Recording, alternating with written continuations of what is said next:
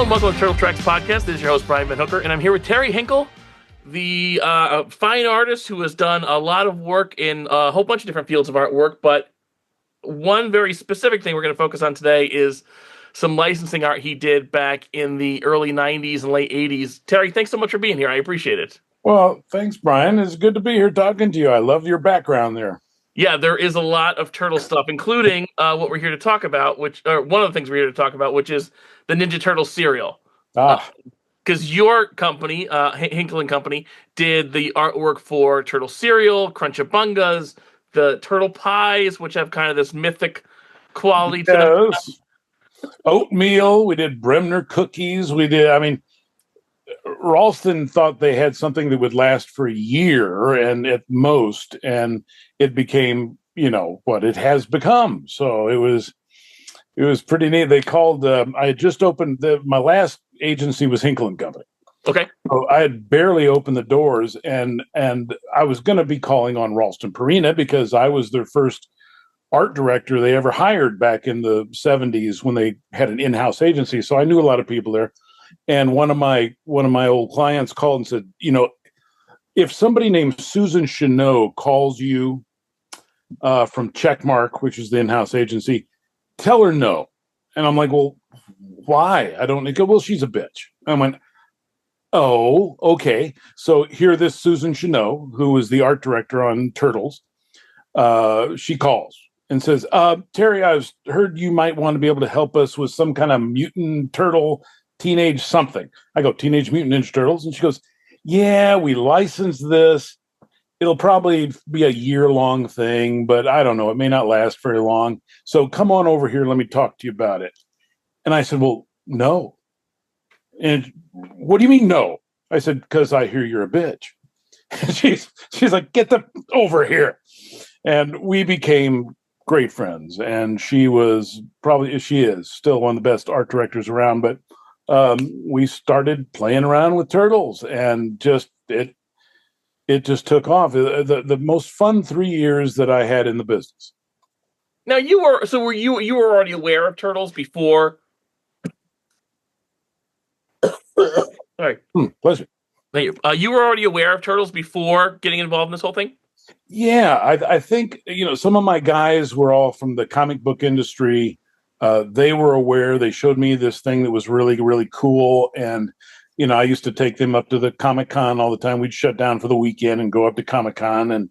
But I think with the background that my guys had that I had found, we really revolutionized the way that storyboards were. So there was not just a lockdown camera. There was action. There was the camera moved around and everything. So these guys were very aware and had actually done some drawings of turtles.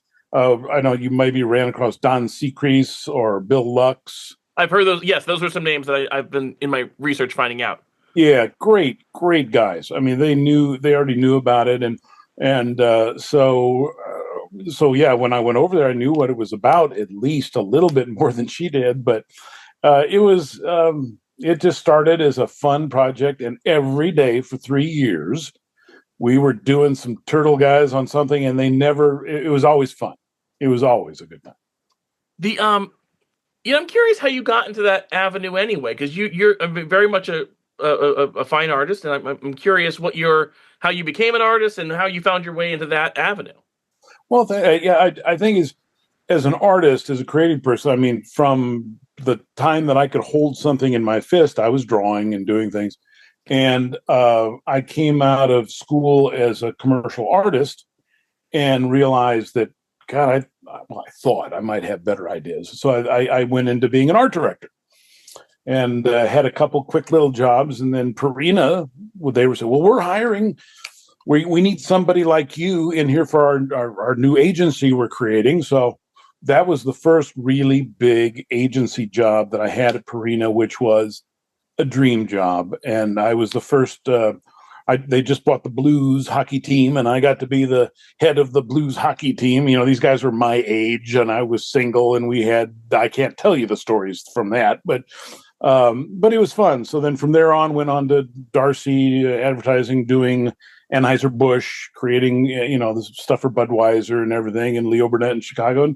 And came back to town to start one of the first promotion agencies, and then ended up at the last time Hinkle and Company, so that instead of talking in the agency business how we always talk to the brand managers, the marketing guys, I wanted my last agency to have no partners and to just talk to the art directors, the creative people, and do things for them to present. So, the guys for a while up in Purina thought everything was being designed and done at Checkmark, which it wasn't, but it was in tandem with, Susan Chenot and then Chris Krebeck, which was the one that took over after her. And again, one of the greatest guys around and one of the best art directors. So, yeah, I started as an artist, was in 30 some years in the advertising business as an art director, creative director, business owner, agency owner, and then just having fun at the last with things like Turtles. We got to do stuff with Batman cereal. We did Bill and Ted cereal. We did just on and on and on and on. Cookie then Crisp too, right? Beg your pardon? Cookie Crisp too. Oh, right? yeah. Cookie Crisp was a big one. And I loved when we did kind of that crossover. So there were Turtles with Cookie Crisp. But you might not know that when Purina licensed, which they didn't know what they had when they licensed it, there was one of the places that made Chex cereal.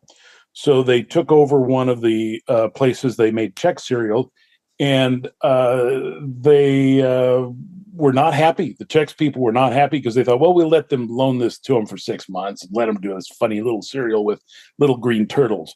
And it became such a big deal, but it was politically, Chex wanted their place back to make more Chex. And that's why it only lasted 3 years. Bringing kids our power pack, no serious. But Shredder wants it. We must take that power. Yeah, let me have it. Let's give it to him. Oh, no, the Ninja Mash. Chow down, dudes. It's Crunchy Ninja Nets with Ninja Marshmallows. A power pack crunch. Part of your balanced breakfast. Tastes great. Now we. Oh wait, so okay, so it was actually made in a Chex factory in where, St. Louis or? No, and it was somewhere out of St. Louis, but they wanted that factory back. And so funny because I always thought like, oh, these look like Chex, but you're saying they actually were Chex. Yeah. Oh wow. They when we were designing, when I was designing what the cover looked like with Susan Chenot, and we did all the comps and everything, that the last one we finally got to, it had the turtle that's on the far left that's holding the net. Like he had the nunchucks. And so they had me design it and do all the artwork with the nunchucks. And I know from being in the business, that ain't going to go. The lawyers are not going to let that go. With a weapon. Yes. So I did his hands like this, and then I did the nunchucks and pasted it over his hands, knowing that I was going to have to redo it. And back then, nothing was scanned and nothing was, right. There were no computers and everything yet. And so my client took it and he called me right back going, oh shit. You were right. We have to get those nunchucks out of his hands, and I'll pay you anything to get it done. We have to have it by the end of day because I'll be in trouble. So I'll pay you anything to get this done. Take your guys off of everything else. I went, okay.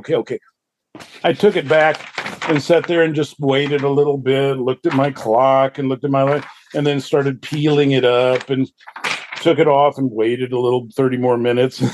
So the most money I've ever made for doing nothing by just peeling off the little nunchucks. And they said, well, how about a net? I said, well, a ninja net. Sure. Oh, ninjas have nets? Oh, God, yes, ninjas have nets. Well, that works with Chex because they look like little nets. That's how they decided to do that. So how did the Ninja Turtle? So Ralston Purina. Now people know Purina as the dog food company, but yeah. They were as Ralston Purina. They were doing a lot more different kinds of foods and all that. Do you know how the Turtles ended up there instead of say Kellogg's or whatever? Well, they had really, and I don't remember the name of the guy that really was starting the children's cereal. They had Chex and that was about it. They had Czech cereal, and they hadn't got into private label yet or anything like that, but they wanted to do a children's cereal group. And that's when Batman became, they licensed Batman, they licensed, a bunch of different things. And we were always looking for new ideas. But Turtles being one of the very, very, very first thing, I don't know who saw that. I don't know what Surge Licensing was their licensing company. Yep. And they were out talking to different cereal companies, and they found somebody at Purina, and they were at the perfect time looking for children's cereal. And at that time, Surge was letting anybody, because they didn't think it was going to be around very much longer anyway, they would let anybody that would license this do the turtle art. So as you know, I'm sure, licensing anything, you have to use their artwork because it has to look just like. Sure, you get a style guide and all that. Yeah. Yes, the style guide and everything. So later on, we did the style guide. Eastman and Laird said, we want you to do the style guide. I mean, we love the way you do the turtles. So we were, from then on, when they realized they had a real deal going on, they brought it back. But that's when early on, from the early 90s, you got some terrible artwork of these turtles that, turtle underoos or turtle lunchbox or something was done by the companies, and they looked terrible, most of them. It's funny though. I would say that's true. There were some that were terrible, right? I'm looking at some now. There were some that were terrible, but then there were some that were really inspired. Oh yeah. Like this, I don't know. I don't know if you know the name Jim Engel, but Yes. So Jim did some really cool, bubbly, chunky looking turtles that were a lot of fun. So to me, that was sort of the fun of it. Is everywhere you look, there, like on folders, on backpacks, there were different turtles, and sometimes, yes, awful, and other times it was like there would be really more fun and bubbly and different than what you'd see on the cartoon or the other art. Yes, and that was fun too. I mean, because from dealing with in the limited time I really worked with Eastman and Laird, both those guys, and talked, and they really were good at letting you explore their creation. It was not like, well, it needs to look just like those little black and white ones we did, and if you do, we're not using it. They were excited, I think, because this became something, and that people were excited about it too, and they really enjoyed the creative process and giving some of those places leeway to explore those little guys. When was the first time you met those two? Oh, it would have been, we were creating a photo shoot with them and a bunch of the stuff for a package back. Would have been early. So we started in 89, 90 is when we started looking into the thing. And then probably 90, 91, because it only did 3 years at Purina. Okay. And so they've done very well. What was your impression of those guys? I think it was, at that time, I just was learning about the whole comic book industry from my guys, from Bill and Don and Rick Burchett, who did a lot of stuff for Batman and comic books, and he's very well known, and he was doing some stuff for us too, and so to me they matched in my mind what a comic book guy would be like. Just they fit with Comic Con. I mean, if they'd been walking around there, they look like they belong there. So, but very, very nice, very good people. What came first? The cereal, the pies, the Crunchabungas? What was the first thing? Was it cereal? First thing was cereal, and we had so many things to do. It was fun when we'd sit around. Okay, we want to have something on the back all the time. We came up with Chris Krebeck and I came up with the idea of the game that was on the back of. Yeah, that's one of the ones I have. Yeah, and you look, and then there's a Hinkle and Company and a Sue Bell and a Chris's something. I mean, we littered all the buildings, and there were 2 different game boards. So there was the Turtleopolis one, and then there was one that was way underground, and it was like, so there was really. Oh, is this the mail away one? Yeah, I have one of those too. I bought it. It was one of those things and I don't know what to say. Like I have so much turtle stuff. The stuff that excites me now is like the random, and for lack of a better term, like the random junk that they sold back in the days, right? Like that's the stuff that to me is like, it's so of the time that it's more exciting to me than so much other stuff. It was fun, and when they, then everybody wanted to get in on it. So there we did the Crunchabungas. We were so busy with everything else. We had a guy named Rip Kostaris do the packaging of the Crunchabungas. Okay. So Rip was, and he's still around doing some stuff. And then we had oatmeal, which I don't know if the oatmeal ever came out. But I'm going to give a shout out to my friend Mike Coates here. He does if anybody's on Instagram, there's an account where there's this guy who's foolishly obsessed with he's a good guy. turtle pies. To an insane degree, and Mike and I have been friends for years, so he kind of helped me out a little bit. He said that because he showed me the oatmeal artwork, he said that they were never made, and I take Mike's word for it because he knows better than I do. But yeah, there's some there was oatmeal colors of each turtle, and they never came out together on the thing. Yeah. We had Cookies, Bremner. Well, and it was interesting because they were all things that Purina owned. They owned Bremner Cookies. They owned Hostess. And they already had hot Ralston, so they were doing oatmeal-ish kind of things. So they they saw they had something really exciting, they didn't put it on everything, and it was really a fun time because they were all looking for different things to do, and we just kept cranking them out. Do you remember, I don't know, it's been a while, so no worries if not, but, do you remember the development of the cereal box artwork, how it came to, the giant spoon and then the cityscape? Do you remember how all that came about? Oh, God, yes. We did countless black and white sketches of things that we had them on a skateboard all together. In fact, all the comps and sketches that we did of the ones leading up to what's on the actual package, I sold those through the years, and it was one of these, when a company has something they love and they license it and they own the artwork, so it's a buyout. So let's say that cover art that I did for the box that we did, usually they would have bought the artwork and not as a usage fee, because when they do it for a usage fee, it's a one-time deal and then they give it back to you. Okay. When it is a buyout, they pay 1.5 times what you normally would, and then they keep the artwork. So that's where all the artwork came back to me. So a few years back, my wife is like, "Would you get rid of this crap in the basement, please? Would you?" And I was like, "Well, eBay's easier nowadays. I'll get on eBay." Sure. I should have known better that there were these collectors out here that just, as soon as it got out that I had some of the holy grail, only one of the kind, it became crazy. So one of my dearest friends, and I don't say that lightly, is Aaron Hazuri, who owns the cereal box artwork. And I've seen it. The first time I met Aaron in person, he was showing me all of this amazing pieces of artwork, including that. And that was the thing that of everything, and there's a lot of cool stuff that he owns, that was the thing I was most excited about, because to me that's pinnacle of the crazy turtle mania is the cereal. To me, so it was so cool seeing that in person. It was well, we tried to. I did a bunch of research on how they were doing cartoons, Saturday cartoons, and everything. So we ended up doing the same thing. We did all the ink work, and then made a film positive of it. So you had a clear film with the ink on there, and we'd blue line it onto an illustration board so that it would match, that blue line and the black would match. And then I ordered all this paint from Hollywood, and we painted the back. Probably, does he have it framed, or is it? At the time, he did not. I think he does. He may now, but at the time, okay.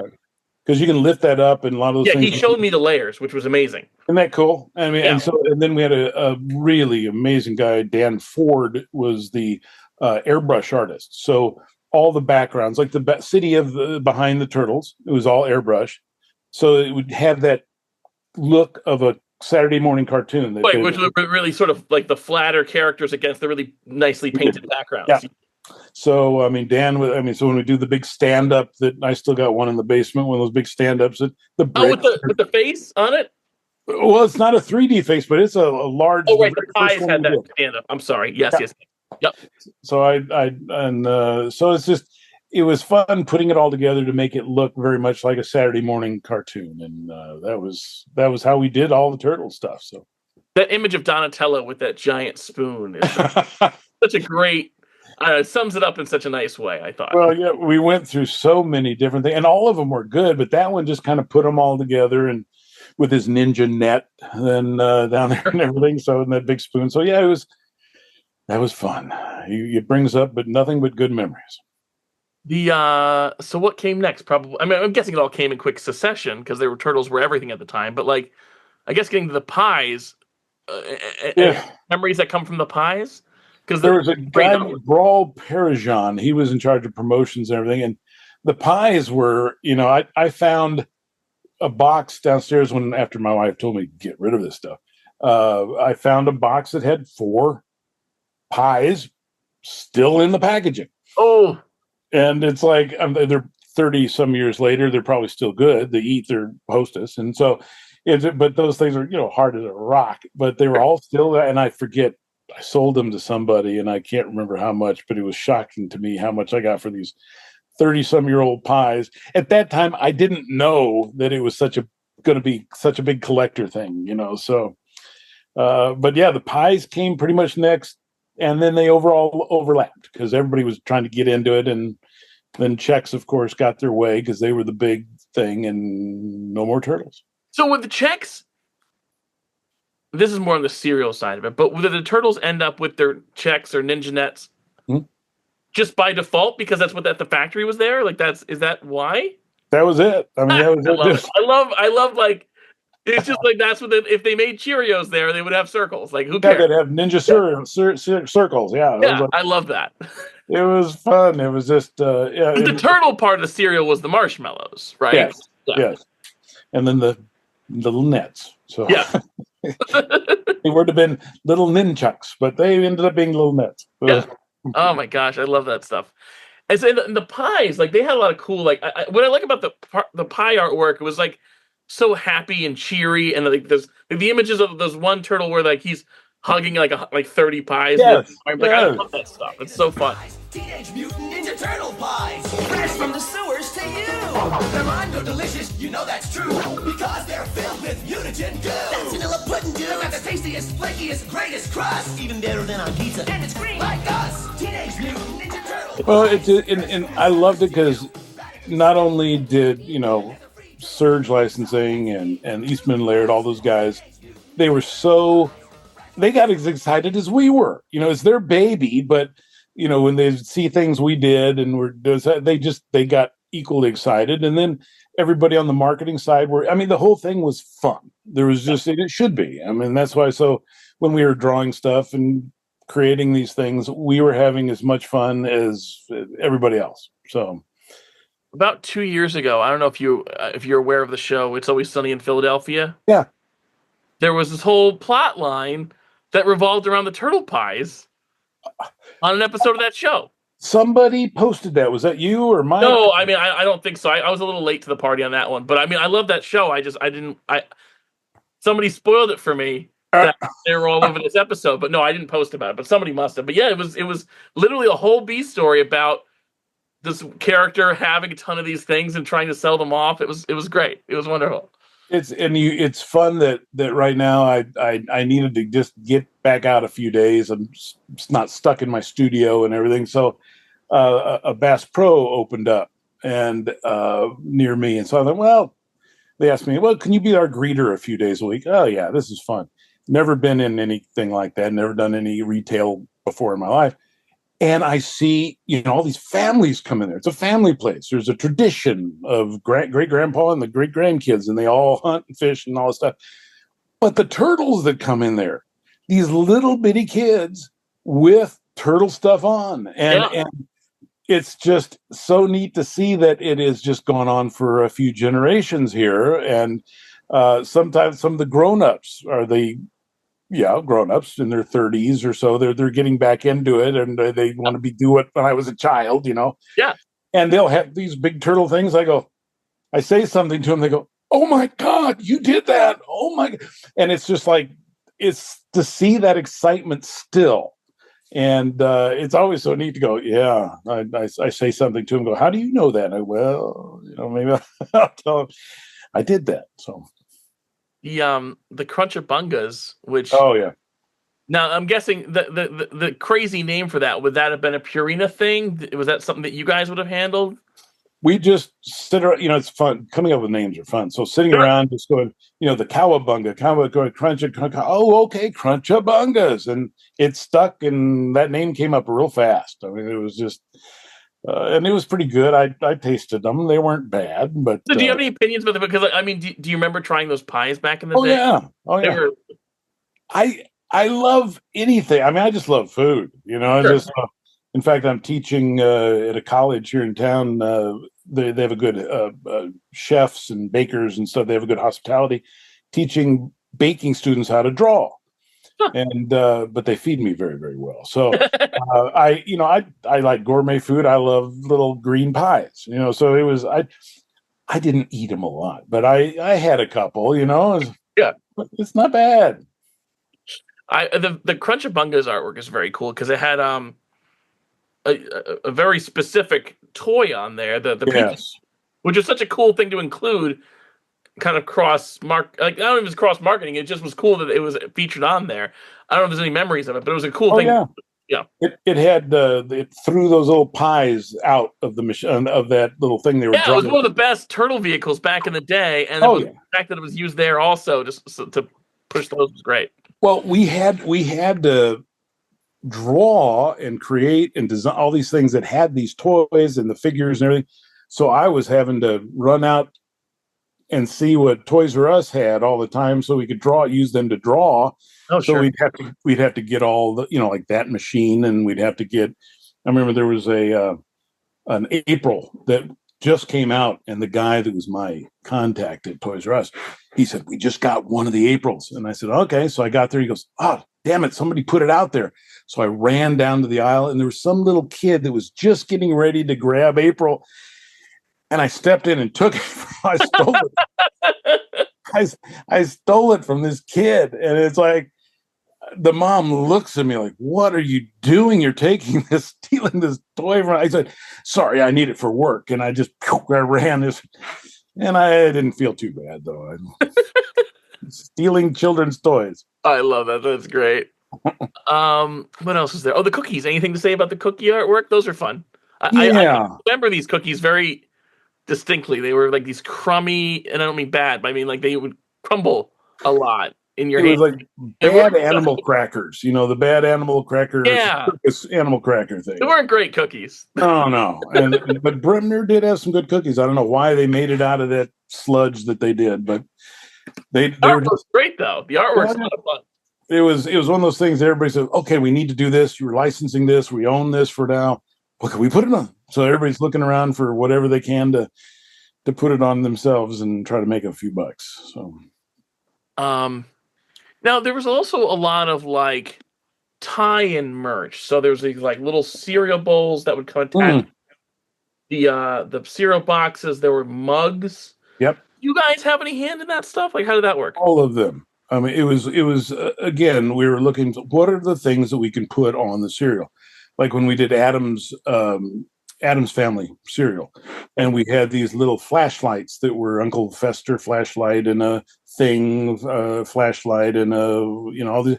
So we had a company that was really, really good at fabricating these things. So we would do the drawing of the mugs different ways, and then send these out to this one company, and they'd do some clay and show us, what we could actually make out of these things. And again, my idea was, whenever working with anybody, whether it's a photographer, it's an artist, it's these clays, okay, we have a good idea. We've given you some ideas. I want you to take that and plus it. I never wanted anybody to just do mine. And if it isn't just like mine, you're in trouble.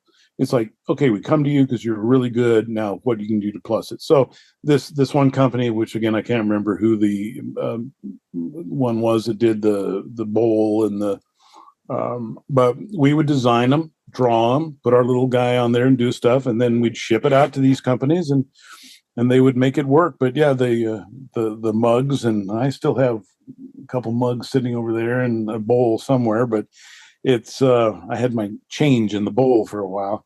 But I was very happy, and Purina was very happy what they came up with. I never saw those as a kid. I only saw them as an adult. the bowls especially. Oh yeah. I saw one for the first time in person less than a year ago. I was like, oh, these are tiny. In my mind, they were huge, but like, no, it's like 3 spoonfuls. Yeah, done. It was like, yeah. Well, I mean, it had to fit in the box too. Like it was this tiny thing. But like I'd never seen them in person. Oh, we had fun. We did a Batman bank that was shrink wrapped onto the package of the Batman cereal. In fact, I still have 2 of them shrink wrapped in the basement somewhere. Wow. Yeah, It's so funny. Like I have a 9-year-old, and like that's one thing. Yeah.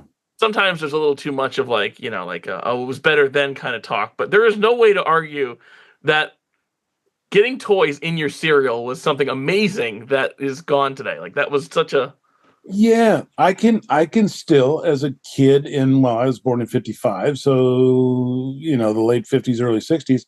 Oh my gosh, everything had something in it. And I can still remember a little diver that you got and you put some baking soda in there and why do I still remember these little things as a child that came in my cereal?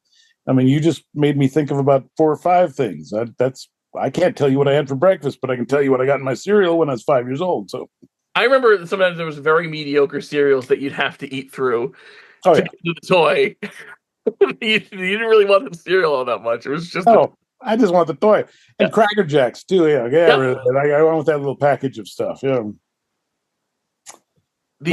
How do you get from your kid to not play with all your stuff? That's gotta be she's got a lot of her own, and she's I don't like, she's not banned from it, but I'll let her go. Like she's like, she, I don't know, she's like, occasionally I've let her play with some stuff, and she's gentle and good. And even when she was much younger too, she just, I don't know, she was just always like interested, but not like, I don't know, I wasn't like too obsessive. Like you can't touch it because I mean, it's all plastic. It's all what I mean. Like, but I think like a lot of people who are collectors like me, they don't open anything, and that's fine if that's your thing. But for me, like they're toys; they're meant to be opened and enjoyed. So like it was very much like, hey, they're. I am the first person to admit what a silly hobby it is. Like, but it brings me joy. So so who cares? Yes, that's like my wife read some kind of a book that if it doesn't bring you joy, then get rid of it. And she goes, "Why don't you get rid of all this stuff?" I go, "It still brings me joy." Yeah. She just like, okay. Now, was Hinkle and Company a division of Purina, like, or were you hired by them and it was your company? How did that all work? It was the other agencies that I'd always been a part of, or the agencies that I was an owner or partner in, was always we would talk to, let's say you're the head of Dog Chow. So we would have a meeting with you about what we're going to do with Dog Chow, and then go back and create it. And the Hinkle and Company, I decided and ended up being the last agency I had. I wouldn't talk to the brand guys anymore. I just wanted to talk to the art directors, and I would create so they could come to me and say, "Okay, here's a write-up. Tuesday, I need 2 storyboards and and I would just create it for them because I'd done all that before. Or they would give us a layout, and I would follow that and plus it if I could. So Hinkle and Company was really an agency studio. So we created and really did a lot of artwork. So it was very fun. I mean, it was so nice not to deal with the guys in the suits anymore, and just make the art directors look real good. So it was just fun. It was a blast. So I enjoyed that Hinkle and Company a lot because we really had the artists. We had like 15 freelance people, like Dan Ford, who was the airbrush. They were freelance, but they mostly freelanced for me. Okay. And so we just pumped out a lot of stuff. Did you guys? I'm just curious because of Cookie Crisp. Did you guys create that dog and that little guy, or did that exist beforehand? I'm just curious. I know it's off topic. Turtles. No. I don't remember who. The Cookie Crisp was done by an ad agency that they had because Cookie Crisp had been around it was the first big children's cereal of Purina. And so that would have been, back then, it would have been an ad agency that had somebody do that for them. So it wasn't done, we didn't do it, and it wasn't done in Checkmark, and it wasn't done inside of Ralston, so it was an outside place. Aside from the Turtle podcast. My day job is a writer for magazines, and I did neat. at the time I was working for a magazine named Mel when it was the 50th anniversary of Monster cereals. Oh, yeah. And so I went to the whole history of that, spoke to the lady who drew them at this agency 50 years ago. It was such a cool history to get into, and I love that stuff. I'm just fascinated by that stuff. So Well, that's neat. Yeah, because sometimes it's like it wasn't a big, brainchild. It just happened. It's always saw it in such a inauspicious little ways. Like there's nothing special about it, and then 50 years later, something still sticks around. Or like with this, like even this only lasted on the shelves for a couple of years, and yet like I remember when I got that box of cereal being like one of the things I was most excited to get, and it's a piece of cardboard. Yeah, and there's nothing even in it, and it was wonderful. We tried to get as many things on that box that here's your door hanger, here's the thing you cut out and you put it over your light switch and it looks like it's some kind of computer, or the games, or there was always something on there that you could cut out and play with, or do stuff. So it was just the best 3 years in the business. The Pies also had some little things like clickers or whistles. Yes. And the hologram little cards, and yes, sticker cards and hologram cards and clickers, and yes. Those hologram cards are such like a 90s thing. They're such I know. Like I remember that being like the coolest thing was something's hologram, whatever, back in the day. That was everywhere. Well, we had I wished I'd kept it and not sold it though, the hologram turtle box. Where it had the square hologram. Yes. That yes. I had all of them, and I just my girls aren't going to want to keep all this stuff, so I had the whole thing of Purina. They all had holograms on them at one time, so it was a huge crossover between all cereals. Everything had holograms. So there was a shirt too. I've seen. Yes. Yeah. Whether you can watch I don't know how. I don't think so. So it's not 3D anymore. Well, it's not even on there anymore. Where'd it go? It's in the bottom of the. So it's holograms were a deal, but then holograms really to get those very collectible. So. Oh sure, yeah, they're very of a moment, and there was that meant collector.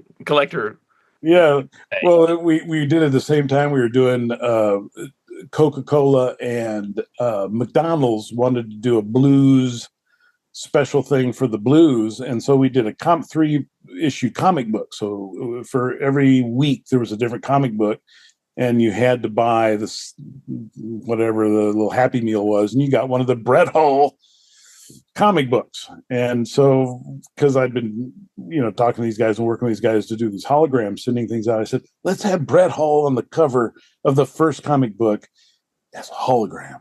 And they did, because it was cool back then. So sure, yeah. So we had the same person that did the turtle ones do a Brett Hull one for the first comic book for Coca-Cola. So you'd mentioned that eventually you got to do the style guide. What do you mean by that? We finally part of what we did was send all of the drawings, all of our black and white, everything to Mirage and Surge, of course. And then they picked and choose which ones they wanted to put in the style guide. Those same things were used for back then. There was like always Best Food Wednesdays or whatever. So grocery stores could make their own little ads and put them in the newspaper. So we had the same black and white artwork from the style guide available to all the grocery stores to make their own little ads, but using our drawings. So yeah, I think the style guide that went out. So there's a lot of little turtle stuff that has a similar look to the more rounder ones that we did. You had sent me an image of something that Eastman and Laird had signed back in 1999. Oh, yeah. What was? You said that they had sent you a few things. What was that one? Where was that book? That was their. It's kind of neat that they would send all these different things. This was the. Let's see. This was their compilation book. This was the black and white one. Have you ever seen that? No, I don't know what that is. That's interesting. Yeah, so it is. Oh, it's a collected book of the first X number of issues. Maybe the first. Which one? It's like Volume 1 by Eastman and Laird, Mirage Studios down there. Yeah. And this doesn't even say which. Okay, book 1 through 11, the first 11 books that they did, and it was kind of nice. They signed that, and I don't know where That's cool. Yeah, so this is only audio podcast, but he's showing me like this black and white book of the first 11. Yeah, and then Eastman and Laird signed it, dated 1989 from both of them. Little turtle sketches. It's really cool. yeah. I said thanks, Terry, and it's like, but that's his. I think they were just living, a dream. They were still in a dream. They couldn't believe that this was. You mean people are paying me for this?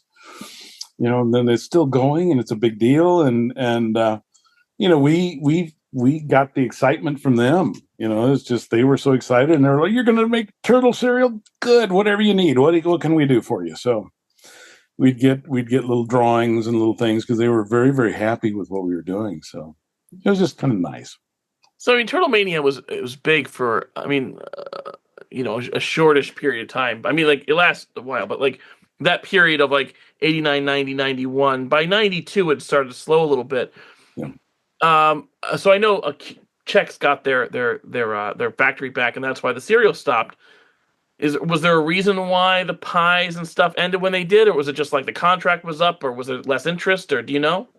I think when the contract was up, they let it go when they weren't going to be making the cereal anymore, and they just let it go. And there were, things like the oatmeal, and we had what was the next? We had a huge promotion that we were doing with a brand new character that we designed, and it was a praying mantis, if I remember correctly. And so somebody bought the little sketches that we had done and the first poster that it was going to be of this new character that you were going to be able to get a turtle character again, like you'd mentioned, something that you get through buying the cereal or whatever. Oh wait, I think Mike has shown me this. Was it a mail away action figure that was never made? Yeah, it was, and it had been okayed, it had been designed. Some of the very first promotion stuff had been drawn up, and then they just let the licensing go. And that would have been through the pies, right? It probably would have been a combination of through. Sure, it's all the same. Sure. Yeah. But it was just like we were excited. Okay, we get to create our own turtle character that wasn't in a comic book, and we'll just. You guys got to do the artwork for it? Yeah. Oh no shit. Yeah, it's pretty cool. It was like, but we came that close. We almost got it done. So. Oh man, I got to reach out to Mike because I'd forgotten about that. I think because I interviewed him for the podcast maybe 2-3 years ago, and he and I have been in touch since. Yeah, I think I remember vaguely seeing artwork for one or even two characters. I can't remember. And I in my mind, I'm looking at that poster in my mind here that he must have been the one that bought it, and it was almost like a praying mantis looking. It was a bug of some kind. Yeah, so, that sounds right. Yeah. Yeah. Oh, right. I'll have to dig it up and include it with this post. If only we'd been able to keep going here. It was just it was sad. We did. It was like every day for 3 years we had tons of people working on this thing. So well, because also like the cereal boxes. I mean, how often would they change? Because there's probably 8 to 10 different versions of the cereal box. Oh yeah, there were. We were constantly changing that. I mean, it seemed like we were doing it every day, but it must have been like every month or two, and that just comes with the territory of the cereal business. Yeah, and this was selling so fast that I think one of the things that like when I worked on Kellogg's up at Leo Burnett in Chicago, they had warehouses full of flakes. They had huge. So the run for Teenage Mutant Ninja Turtles was a very small run. When they started it out, so they had to, we're out of boxes. We need more boxes. And so they never quite got up to speed to where they could have a warehouse full and didn't have to do anything for a while. And so the food was always very fresh, and there's something new on the, just because they didn't want to buy a bunch because they didn't think it was going to last very long. So. So funny, like, you think of these things, like, especially for me, like, I'll think of these things as being like throughout my childhood, but in reality, it was only there for 2 years. Yeah, it was just, and we all hated not being able to work on them. We loved it, but they went on to so many other different kinds of cereals we worked on too. So it was it was a fun, good, memorable time. And it just, like I said, it's so nice to see that these young 6-year-old little boys and girls walking in with turtle stuff. It's still going strong, and it makes me happy. Just say like 30 some odd years later, that must be like strange to see like the thing that was arguably a fad in the moment come back. And it's like I will work with some guys, they're in their 30s, and when they find out, oh my God, I have that still. And it's like, it's just so neat to see their eyes light up when you talk to some of these people, that they'll say something about turtles, or they'll have a little turtle pin on or something like that. And I'll say something to them, like, how do you know about that? Well, son, let me tell you. And it's weird. Not only have turtles sustained, but there's a certain it's the hardcore people like me, but there's a certain like affinity for that kitsch from the cereals and the pies. Like I said, not only was it in It's Always Sunny, I forget who it was, and I didn't get one, but I've seen there was somebody selling a candle that looked like the pie, that smelled like the pies, not long ago. Like I would say, like a year or two ago, somebody was selling a candle. It was bright green. It had the pie artwork on it. I know it's all bootleg or whatever, but I have a sticker. I have stickers of the pie artwork. I have a magnet of the Donatello wrapper because I love that. Like there's stuff. I think I probably even have on my calendar. I have like yes, oh God, yes, pies artwork, and that was something I think I got off Mike maybe. But like there's still something about that. Like I said, that peak level of like this Turtles was everywhere. It was every toy, bed sheet. There was a stupid musical tour. There's all this stuff all at the same time. So it's there was somewhere I read, why, and then that's the thing too. And I was working with Hasbro and doing some stuff with Kenner. Everybody was trying to figure out, how can we capture that lightning in a bottle again, and what is it? What is it about these little green guys that is so special? And one psychologist or something came up with something that I think is pretty much probably why, is that, kids always like to have something that's their own. It's not their parents. It's not something even their parents would tell them it's okay. It's their own. And it's their own little language. It's their own thing that they know that their parents don't know. So Kawa, what, son, what are you saying? What, cows or something? And it's like, no, cowabunga, dude, what is that? And so it gave kids something that parents could not understand, didn't know what it was, and gave them some little power of their own. I mean, that's kind of what and I think that's probably a lot to it. I love it. I mean, that's a great point to end on. I just have one more question for you. Yes. Which I ask of everybody. If you don't have one, that's fine. But do you have a favorite turtle? I guess because Leonardo da Vinci is one of my favorite artists of all time. And so I'll say Leo. I mean, just because I have a shirt somebody sent me that had an actual picture of Raphael, the artist, and Leonardo, the artist, and Michelangelo, the artist. And then they all had little the bandanas on them. Bandanas on it, And so some people I'd wear, they go, "What is that?" I go, "Well, either you know or you don't know." Yeah. So it was pretty cool. So yeah, I'll just say Leo because of Leonardo. It's a good reason as any. I'll encourage people to check out your Instagram. It's Hinkle Creative. There's a website too. You can really see some of your current artwork, which is beautiful stuff. Oh, thanks. I wish I knew what I want to be when I grow up. So everything from turtles to doing big things for agency or for businesses and drawing nudes and I don't know, whatever, kids, cats and dogs. I mean, everything's fun. So I don't just have one style, and maybe someday. I mean, I don't know. It's good to not do the same thing every day. So that's, and it's hinkle-art.com for the main web. Yeah, the more of the non-commercial stuff, more of the gallery stuff. But this has been so much fun talking to you. I mean, my gosh, you too. Thank you for doing this. This is fun. Well, this is neat. If there's anything you ever need, just let me know. If you find any turtle pies that are still fresh, you let me know. If I don't eat them, I will. Thank you so much. Thank you, Terry. You take care. Right, you too. Bye-bye. Bye. It's an attack! A snack attack!